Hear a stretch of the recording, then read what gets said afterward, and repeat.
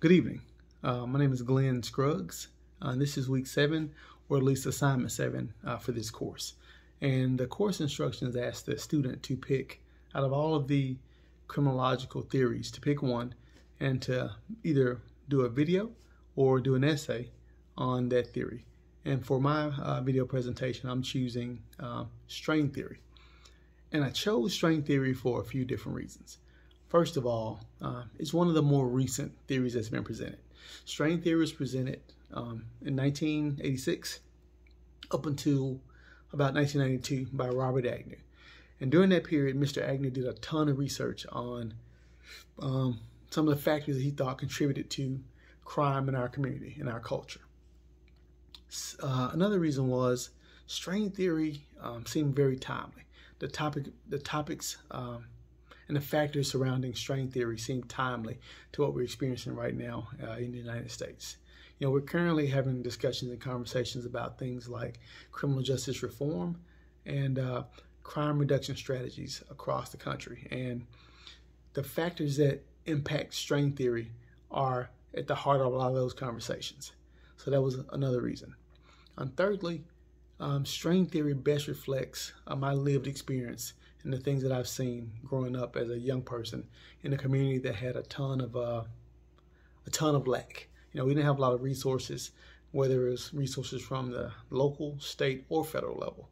The neighborhoods and communities that I grew up in were very economically challenged. And so that was my lived experience.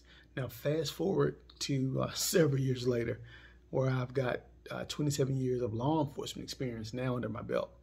Those same factors and those same situations, I'm policing in those same communities that look a lot like the communities that I grew up in, experiencing the same lack of resources, the same lack of infrastructure input, the same lack of investment, whether it be at the governmental level or at the private sector level.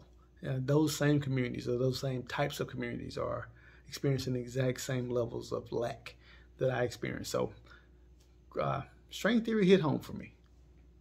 So what is string theory? Well, in a nutshell, string theory is when you have members of our community, members of our society, who are living in an environment with a financial strain.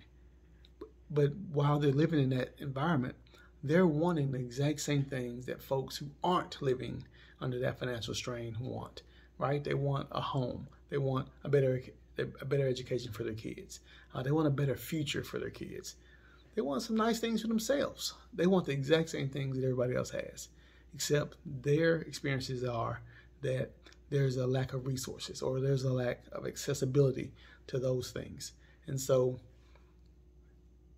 those folks, oftentimes, if they don't turn directly to crime themselves, they at least see crime as a viable pathway to achieve some of those same things that everyone else wants. That, in a nutshell, is string theory. So, in my assessment, string theory is playing out pretty much like Mr. Agnew laid it out back in 1986. The things that we're seeing across our country, the crime trends and the inequities that we're experiencing as a community, as a society, those same factors are pretty much laid out exactly like Robert Agnew laid them out when he presented his theory. And you can track those things, and you can track the correlation if you look at our crime stats. So the FBI database, FBI.gov, that's a good resource. You can look at the steady increase in property crimes from 50 years till now. Now, we've had, up until recently, we've had a reduction in violent crimes. So violent crimes are going down. I know we've had a spike recently, but violent crimes were going down. But property crimes, things that impact the pocketbook, robberies, thefts, burglaries, thefts from motor vehicles, scams, fraud, those numbers have consistently ticked up. And that, I believe, can be directly contributed to the lack of resources, the lack of accessibility to a legitimate path to achieve some of those same things that folks who aren't living in those situations want, right? So I think you can look at our crime stats to support Mr. Agnew's theories even today in 2022. So the question that jumps to the forefront in my mind is, what can mitigate string theory? And so if you basically boil string theory down into three different things, right?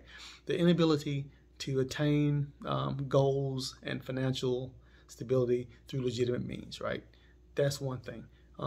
Lack of positive influences and positive role models in the community. That's the second thing. And an overabundance of bad influences, a negative environment. Those three things are pretty much the cornerstones or the three legs of the stool for string theory. So how do you mitigate that, right?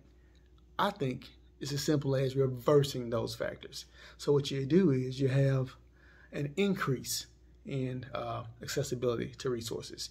You have more infrastructure. You have more investment at the governmental level and even at the private sector level, the business class and the donor class. Reinvest into some of these areas. Secondly, I think you increase the positive influences in those areas. You know, we've all seen things, prosperity flight, right? So when people do better, they tend to move away from some of those environments. Well, if we can convince people to not only not move away, but to double down and reinvest once they're doing better into those same communities, I think you'll see more positive influences in those areas. And you'll see young people have more positive people model themselves behind. Thirdly, you do the same thing. You reverse the bad folks. You get more bad folks out of those communities. When you do all three things, increase the prosperity, add positive role models, reduce the criminal environment, and reduce the criminal influences in those areas, I think you can mitigate some of the impacts of string theory. So, what are some questions that you might have after hearing my presentation? How would you measure success? I think you measure success in the exact same ways that we measure our failures. You look at our crime stats. You dig into the FBI database and see if crime trends, property crimes, things that impact the pocketbook, are diving down.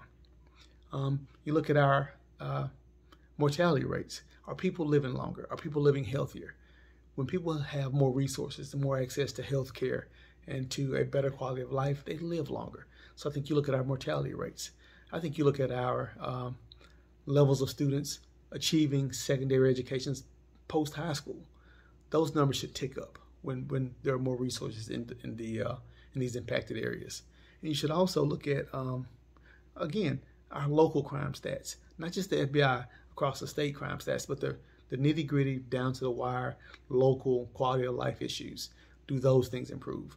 I think all those things are measurable, and I think you can see if we're having success by reversing string theory.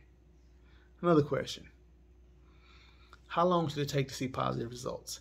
In my opinion, it would take about the lifespan of an educational cycle. So that's between 15 and 20 years. So that gives a time enough for a generation of kids to be impacted by all these positive influences. Graduate high school, go on to achieve secondary education, whether that's college or a trade school or whatever, and then acquire some of the things legitimately that their parents and their grandparents weren't able to acquire. I think you definitely see a turnaround in 15 to 20 years. So this is a long-term approach. And lastly, am I saying that all crime goes away if we change this model, if we reverse string theory? Of course not. There's always going to be criminals. There's always going to be crime. But I think if we can reverse the impacts of string theory, we will see a huge reduction in crime and a spike, and a consistent increase in quality of life and prosperity. So there you have it. That's string theory. That's my take on string theory. I hope you got something out of this presentation. I hope I answered a few questions that you may have had, and I hope you have a great day.